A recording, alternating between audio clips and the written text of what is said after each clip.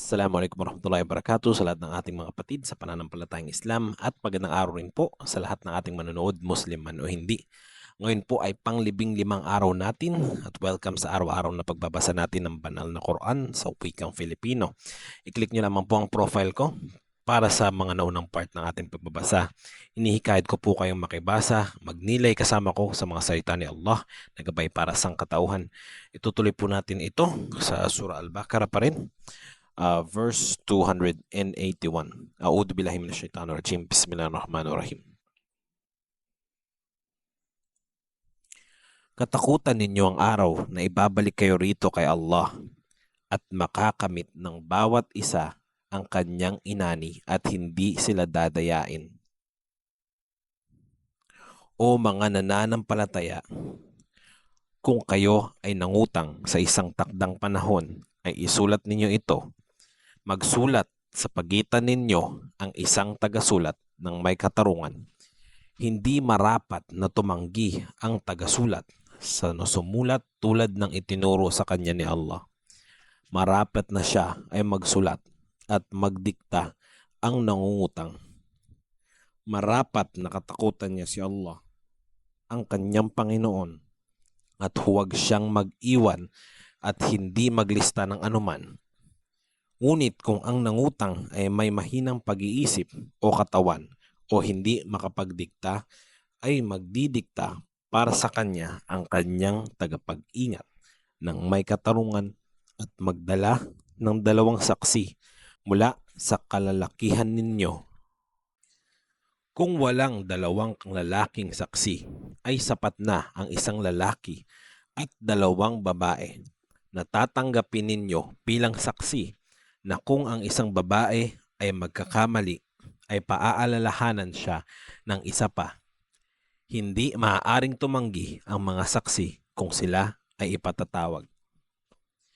Huwag kayong mag-atubili na magtala ng maliit man o malaki para sa takdang panahon. Ito ay mas makatarungan sa paningin ni Allah at mas malakas na patunay bilang pagsaksi at mag-aalis ng pagdududa sa pagitan ninyo. Liban na lamang na kung ito ay mabilisang usapan na ginawa ninyo sa isa't isa. Dito ay wala kayong kasalanan kung kayo ay hindi magtatala nito. Kumuha kayo ng saksi kung gagawa kayo ng kontrata. Hindi maaaring pinsalain ang sinumang tagatala o saksi. Kapag ginawa ninyo ito ay tunay na ito ay malaking pagsuway ninyo. Katakutan ninyo si Allah at tuturuan kayo ni Allah. Si Allah sa lahat ng bagay ay nakaalam.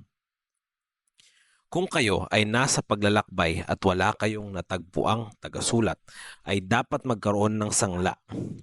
Kung sino man sa inyo ang magtitiwala sa isa pa, ay marapat na ang pinagkatiwalaan ay maging matapat sa pinagkatiwala sa kanya at katakutan niya si Allah, ang kanyang Panginoon. Huwag kayong magtago ng pagsaksi dahil sino mang magtago nito ay tunay na makasalanan ang kanyang puso. Si Allah sa inyong mga ginagawa ay nakaalam. Kay Allah ang anumang nasa kalangitan at lupa. Ihayag man ninyo ang nasa inyong mga sarili o ilihim ito, ay tutuusin kayo ni Allah dito. Pinatatawad niya ang nais niya at pinarurusahan niya ang nais niya. Si Allah sa lahat ng bagay ay may kakayanan. Nananampalataya ang sugo sa ibinabasa kanya mula sa kanyang Panginoon at gayon din ang mga nananampalataya. Lahat sila ay nananampalataya kay Allah, sa kanyang mga anghel, sa kanyang mga aklat, at sa kanyang mga sugo. Hindi kami nagtatangi-tangi sa sino man sa kanyang mga sugo. Sinabi nila, narinig namin at sumunod kami. Patawarin mo kami, aming Panginoon, at sa iyo ang aming pagbabalik. Hindi nag-aatang si Allah ng pasanin sa sino man, liban pa sa kakayanan nito. Para sa kanya ang nakamit nitong mabuti at laban sa kanya ang inanin nitong masama.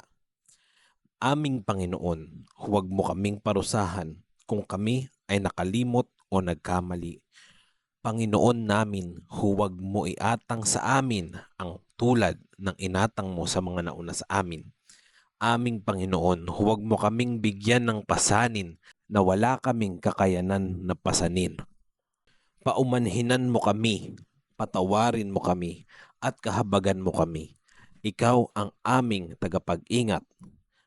Pagtagumpayin mo kami laban sa mga hindi nananampalataya.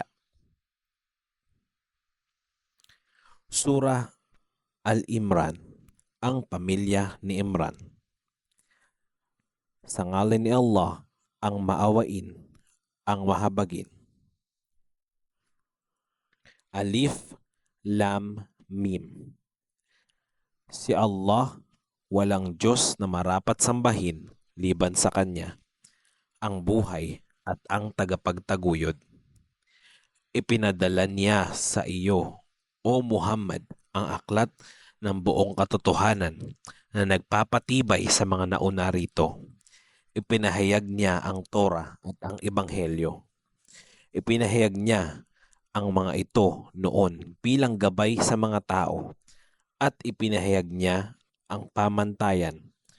Tunay na yaong mga hindi nananampalataya sa mga talata ni Allah ay para sa kanila ang parusang matindi. Si Allah ay makapangyarihan at tagapagtaglay ng pagganti. Tunay na kay Allah ay walang nalilingid sa lupa o sa langit. Siya ang naghugis sa inyo sa mga sinapupunan, paano man niya ito naisin. Walang Diyos na marapat sambahin liban sa Kanya, ang makapangyarihan, ang maalam. Siya ang nagpababa sa iyo ng aklat, O Muhammad. Naririto ang malilinaw na mga talata na saligan ng aklat at iba pang mga talatang matalinhaga at hindi lantad ang kahulugan. Yaong mga tao na sa kanilang mga puso ay may paglihis ay sumusunod sa matalinhagang mga talata na nagnanais ng kahulugan at naghahanap ng kahulugan na nais nila. Walang nakaalam ng tunay na kahulugan ng mga ito liban kay Allah. Subalit yaong matatatag sa kaalaman ay nagsasabing, kami ay nananampalataya rito. Lahat ng ito ay mula sa aming Panginoon. Walang nakaalala liban pa sa mga nakauunawa. O aming Panginoon, huwag mong iligaw ang aming mga puso matapos na kami ay iyong gabayan. Ipagkaloob mo sa amin ang iyong habag.